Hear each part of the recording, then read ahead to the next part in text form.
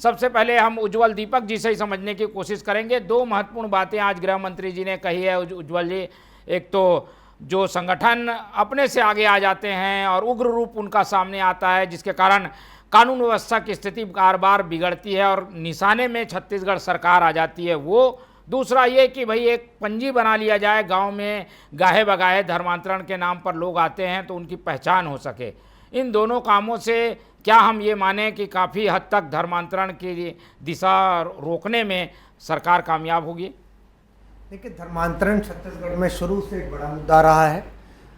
हमारी पार्टी भाजपा के संकल्प पत्र में इसका उल्लेख है कि हम इसे रोकने के लिए नया कानून लाएंगे। अभी मैं आपको एक घटना बताता हूँ।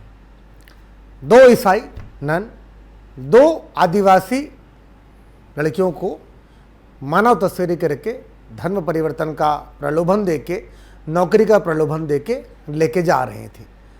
विपक्षी पार्टी जो है कांग्रेस, उसके सामने ऑप्शन था, या तो ईसाइयों का समर्थन करे या तो मासूम आदिवासी छत्तीसगढ़ी जो हमारी बहनें हैं उनका समर्थन करे।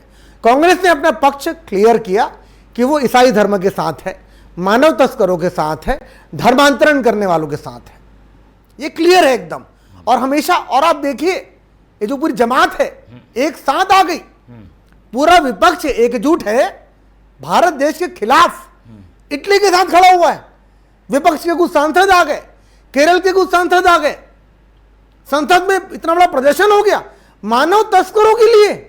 क्या इतना बड़ा मुद्दा भी था?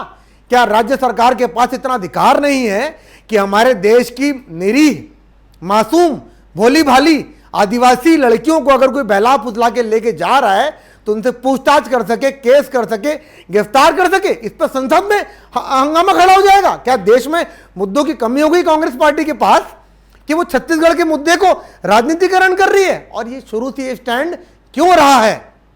क्योंकि पोप इटली का प्रेशर रहता है कांग्रेस पार्टी के ऊपर।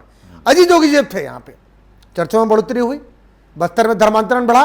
कभी पैरासीटामोल टैबलेट से धर्मांतरण कराया गया है, कभी चावल की बोरी देकर, कभी कैश देकर, कभी बाइक, लैपटॉप, मोबाइल फोन देकर। आदिवासी जो भोले भाले आदिवासी हैं उनको छोटा छोटा प्रलोभन, बुखार ठीक करने से लेकर सरकारी नौकरी दिलाने तक ऐसा प्रलोभन देकर धर्मांतरण छत्तीसगढ़ में कराया जा रहा है। जहां तक बात है माननीय गृह मंत्री विजय शर्मा के बयान की, कि माननीय गृह मंत्री हैं, प्रदेश में कानून व्यवस्था को संभालना उनका काम है, उनका धर्म है। और जब उन्होंने अपील की है संयम रखने की, तो सिर्फ बजरंग दल और विश्व हिंदू परिषद नहीं, कांग्रेस और जो दूसरी पार्टी के जो नेता हैं जो यहां पर आकर हंगामा खड़ा करने की कोशिश कर रहे हैं, सबको उन्होंने सलाह दी है कि छत्तीसगढ़ है बाबू, यहां पर ये सब नहीं चलेगा। आप अनुरोध कर सकते हैं, विचार विमर्श हो सकता है, यहां पर दंगाबाजी नहीं चलेगी, चाहे वो किसी भी पार्टी का कोई भी नेता हो। ठीक है, तो बीजेपी का स्टैंड क्लियर है कि धर्मांतरण रोकना मूल उद्देश्य है और इस दिशा में काम किया जा रहा है, लेकिन ऐसी चीजें भी ना हो जिससे कि कानून व्यवस्था बिगड़े।